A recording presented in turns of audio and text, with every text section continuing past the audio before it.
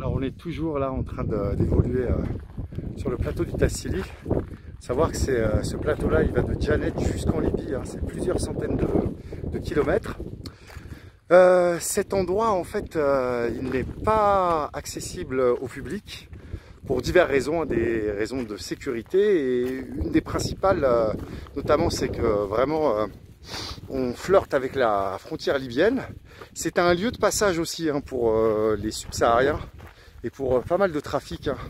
Sachant qu'il ne faut vraiment pas se fier au paysage que vous avez en face de vous. On a l'air assez monotone et assez, on va dire, plat et avec une visibilité assez bonne. C'est un véritable labyrinthe en fait. Hein. Sans un bon guide, comme la mine par exemple, vous avez quasiment toutes les chances de vous perdre. Hein, parce qu'il n'y a pas de traces ici. Là, il y a très peu de repères à part quelques monticules de pierre qui sont disséminés par les guides en fait, justement pour baliser le chemin. Il faut savoir que par exemple il y a très peu d'agences hein, qui ont l'autorisation d'emmener ici des touristes. Il faut vraiment que vous travailliez avec un guide chevronné, digne de ce nom, ou sinon c'est à vos risques et périls. Hein. Voilà. Donc là on va bientôt, on a commencé à marcher à 6h30. Il est maintenant midi, quasiment midi. Donc on s'approche doucement de la pause déjeuner, qui va être une pause déjeuner un peu spartiate cette fois-ci, parce que le campement, le premier, en fait, l'accès pour les ânes ici était un petit peu compliqué. Donc notre cuisinier, en fait, il va nous attendre au campement au bivouac de ce soir. On va y arriver, je pense, vers 16h, 17h.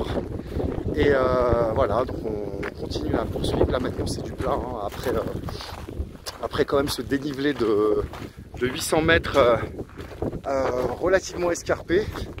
C'était pas non plus l'épreuve du siècle, hein, on a vu pire. Mais quand même, j'ai été vraiment impressionné d'ailleurs par la vaillance de certains membres qui n'avaient pas trop l'habitude et surtout d'un âge plutôt avancé. Et tout le monde y arrivait grâce à la solidarité.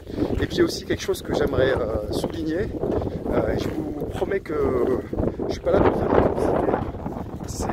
Vous me connaissez d'habitude, j'ai plutôt tendance à parler avec le cœur et je suis connu pour mon franc-parler. Et ce que j'apprécie beaucoup là depuis ces 2 jours que j'observe Mourad, mon ami, c'est vrai, hein, je suis peut-être pas objectif, donc qui est le PDG de Timbo, c'est la tendresse en fait qu'il dégage et qu'il procure à tous les participants. C'est vraiment un grand frère. Il est très doux, il est très psychologue. Il sait vraiment comment faire, comment encourager les gens, comment les ménager, comment à certains moments être un peu plus, on va dire, un peu plus dur quand leur vie entre guillemets pourrait être menacée. Il nous donne de très bons conseils, il connaît très bien le désert, il connaît bien les Touaregs et c'est très agréable en fait, on se sent en sécurité. Puis vraiment le fait d'être dans un endroit qui est pas facile d'accès, pas seulement de par l'épreuve physique qu'il faut affronter pour y arriver, mais parce que en fait il est interdit au grand public. C'est un vrai privilège. On se sent seul au monde, et, mais pas seul, tout seul. Voilà.